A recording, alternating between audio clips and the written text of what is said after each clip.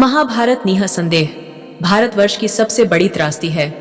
इस महायुद्ध के लिए कई घटनाएं जिम्मेदार थीं। इनमें से एक द्रौपदी का चीरहरण था। महाभारत में दूध क्रीड़ा के समय युधिष्ठिर ने द्रौपदी को दांव पर लगाया और दुर्योधन की ओर से मामा शकुनी ने वह दांव जीत लिया और पांडव उस दूध क्रीड़ा में द्रौपदी को हार गए। दुर्योधन के आदेश पर दुशासन द्रौपदी को बालों से पकड़कर घसीटते हुए हस्तिनापुर की गुरु राज्य सभा में लाया।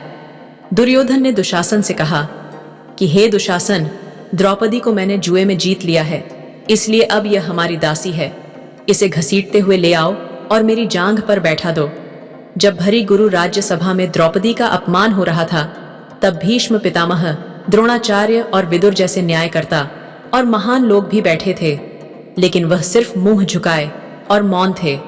सभा में बैठे विकर्ण ने द्रौपदी के अपमान का विरोध किया, जिस पर अंगराज कर्ण ने कहा, हे गुरुवंश के पुत्र, देवताओं ने यह आदेश दिया है कि स्त्री का केवल एक ही पति होना चाहिए, लेकिन इस द्रौपदी के कई पति हैं, इसलिए यह निश्चित है कि यह एक वेश्या है।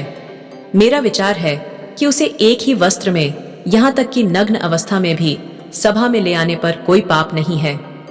धर्म के अनुसार दुर्योधन ने पांडवों के पास मौजूद सभी धन को जीत लिया है, जिसमें पांडव और स्वयं द्रौपदी भी शामिल है। हे दुशासन, पांडवों और द्रौपदी के वस्त्र उतार लो। यह सुनकर दुर्योधन ने द्रौपदी के वस्त्र उतारकर उसे नग्न करने का आदेश दिया। अब द्रौपदी को इस बात का एहसास हो चला था कि संकट बड़ा है। तब द्रौपदी ने अपने सबसे प्रिय सखा भगवान श्री कृष्ण का नाम पुकारा और भगवान श्री कृष्ण ने द्रौपदी के वस्त्र को बढ़ाकर उसके सतीत्व की रक्षा की। आखिरकार द्रौपदी के चीरहरण का प्रयास असफल रहा। अपमान और क्रोध की अग्नि में जलती द्रौपदी के श्राप से भयभीत कुरु राज्य सभा थर थर कांप उठी। राजमाता गांधारी के रुदन के समक्ष द्रौपदी का क्रोध कुछ धीमा पड़ा और वो सर झुकाए खड़े अपने 5 पतियों के साथ 12 वर्ष के वनवास के लिए निकल पड़ी। जाने से पूर्व उसने कायर कुरु राजकुमार दुर्योधन, दुशासन और सूत पुत्र कर्ण की ओर देखा। दुर्योधन और दुशासन के चेहरों में विजयी मुस्कान थी, परंतु सूत पुत्र कर्ण का सिर झुका हुआ था। वनवास का 1 माह गुजर चुका है, परंतु क्रोध और अपमान की ज्वाला में जलती द्रौपदी के अश्रु निरंतर बहते रहते हैं। पांडव भोजन की व्यवस्था के लिए कहीं दूर वन में निकल चुके हैं। द्रौपदी भोजन बनाने के लिए पानी की गागर लिए संकरी पग डंडी पर चलते हुए चौड़े मार्ग पर निकल आई तो सामने से आ रहे एक रथ को देखकर चौंक पड़ी, परंतु वो अपनी सामान्य चाल से चलती रही। आने वाला रथ उसके समक्ष आकर रुक गया और रथ सवार रथ से उतरकर जब उसके समक्ष आया तो द्रौपदी क्रोध से भर उठी, क्योंकि रथ सवार कोई और नहीं बल्कि वो सूत पुत्र कर्ण था।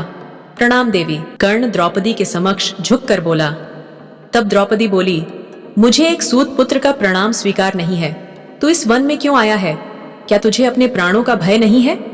मेरे पति तुझे देखते ही मार डालेंगे। द्रौपदी क्रोधित स्वर में अपने मार्ग पर आगे बढ़ते हुए बोली। उसे मार्ग पर खड़े होकर उस सूत पुत्र से किसी प्रकार का वार्तालाप करना स्वीकार नहीं था। तब कर्ण बोला, देवी, मैं किसी प्रकार का युद्ध करने नहीं आया हूँ। मैं तो एक नारी के प्रति बोले गए अपने अपशब्दों से शर्मिंदा हूँ और आपसे क्षमा मांगने इस वन में आया हूँ। द्रौपदी बोली, मूर्ख है तू। क्या तुझे झांत नहीं है कि सबसे गंभीर घाव तो शब्दों के ही होते हैं? मैं तेरे शब्दों से घायल हूँ। सूत पुत्र, तू क्षमा के योग्य नहीं है। बिना कर्ण की ओर देखे द्रौपदी अपने मार्ग पर आगे बढ़ती रही। तब कर्ण बोला, देवी, मैं पश्चाताप की अग्नि में जल रहा हूँ। जिस जिह्वा ने आपको अपशब्द कहे हैं उसे काट कर आपके चरणों में रख देना चाहता हूँ। कर्ण विकल स्वर में बोला। तब द्रौपदी बोली, मुझे वेश्या कहने वाले पापी, मुझे तेरी जिह्वा की आवश्यकता नहीं है, मुझे तेरे प्राणों की आवश्यकता है। काट अपना शीश और रख दे इस मार्ग पर, ताकि मैं उसे ठोकर मारकर इस मार्ग से परे कर सकूं। तुझ सूत पुत्र का रक्त और शीश इस मार्ग को अपवित्र ही करेगा। द्रौपदी ने एक पल रुककर कहा और पुनः अपने मार्ग पर आगे बढ़ चली। कर्ण बोला, आपका कथन सत्य है। मेरे द्वारा कृत अपराध का एकमात्र दंड मृत्युदंड ही है, परंतु मैं अपने प्राण युवराज दुर्योधन को अर्पित कर चुका हूँ, इसलिए अब इन प्राणों पर मेरा कोई अधिकार नहीं है, अन्यथा अब तक मेरा कटा शीश इस धरा पर पड़ा होता। कर्ण शांत शब्दों में बोला। तब द्रौपदी बोली, सूत पुत्र कर्ण, तू कुलीन लोगों में रहकर उनके कायरतापूर्ण शब्द परंतु अन्यथा भी बोलने सीख गया है। ये क्षमा मांगने का स्वांग अब बंद कर और यही ठहर जा। मैं तुझे क्षमा नहीं करूंगी। यदि युद्ध हुआ तो मेरा पति अर्जुन तेरा शीश काटकर इस धरा पर गिरा देगा, और यदि युद्ध न हुआ तो तेरा तो मैं जानती नहीं, लेकिन एक दिन मैं क्रोध और अपमान में जलकर मर जाऊंगी। द्रौपदी क्रोधित स्वर में बोली और मार्ग में निराश कर्ण को खड़ा छोड़कर अपने मार्ग पर आगे बढ़ गई। तो दोस्तों, यही थी कर्ण और द्रौपदी के अंतिम संवाद। दोस्तों, ऐसे ही और भी वीडियो को देखने के लिए कृपया चैनल को भी सब्सक्राइब जरूर करें और कमेंट बॉक्स में सच्ची श्रद्धा से जरूर लिखें। जय श्री कृष्णा, राधे राधे। वीडियो को अंत तक देखने के लिए आपका धन्यवाद।